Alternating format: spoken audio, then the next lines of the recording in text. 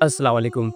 जैसे कि हम सूरह फ़ातिहा की बात कर रहे थे और इस वीडियो में एक आखिरी बात पहली आयत के मुतालिक हम जानेंगे, वो ये कि अ, जैसा कि हमें पता है कि अल्लाह पाक ने कुरान करीम के अंदर इस बात को वाज़ेह कर दिया कि जो ज़मीन आसमान की जितनी भी चीज़ें हैं और ये ज़मीन आसमान जो खुद है वो अल्लाह की तस्बीह को बयान करता है।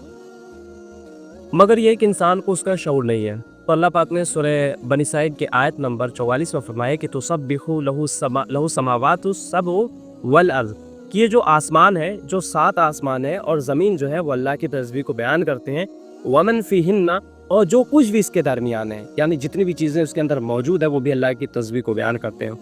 और आगे अल्लाह पाक ने फरमाया कि ये सारी चीज़ें जो है अल्लाह की हर एक चीज़ जो है अल्लाह की तस्बीह को बयान करता है और साथ में अल्लाह की हम्द भी करता है, मगर ये कि तुम्हें इसका शऊर नहीं है।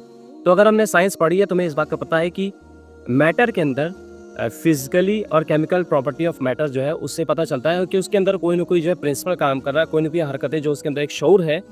मगर ये कि उस शऊर को हम बाकायदा पूरी तरह से मुकम्मल तौर से नहीं समझ सकते, मगर ये कि उसके अंदर एक शऊर है, जो वो शऊर पाया जाता है। इसके बाद अल्लाह पाक ने सूरह रूम की आयत नंबर 18 में फरमाया कि वलहुल हम्दु फिस समावाति वल अर्द, और ज़मीन आसमान में अगर किसी की हम्द है, तारीफ़ है, तो वो सिर्फ़ और सिर्फ़ अल्लाह की है। और फिर अल्लाह पाक ने सूरह क़सस की आयत नंबर 70 में फरमाया कि वहुवल्लाहु ला इलाहा इल्ला हुवा, कि वही अल्लाह है और उसके सिवा कोई माबूद नहीं है, अल्लाह के सिवा कोई और दूसरा नहीं है। लहुल हम्दु फिल ऊला वल आखिरा, और जो हम्द है, जो तारीफ़ है, वो दुनिया में भी उसकी है और आखिरत में भी उसकी है।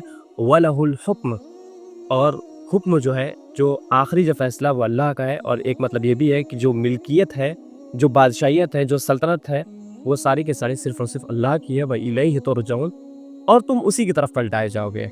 यानी कि बिल आखिर तुम दुनिया में कुछ भी कर लो, एक वक्त आएगा बिल आखिर तुम अल्लाह के हुजूर पेशी तुम्हारी होगी और फिर तुम्हारे ज़िंदगी के हिसाब किताब का फैसला किया जाएगा। और इस तरह से कुरान मजीद के अंदर बहुत सारी आयतें हैं जो अल्लाह की तस्बीह का ज़िक्र करती हैं। अगर आपको मज़ीद जानना है तो आप सूरह हदीद की आयत नंबर 1 से 7 तक पढ़ेंगे तो आपको बहुत सारी चीज़ें पता चलेगी।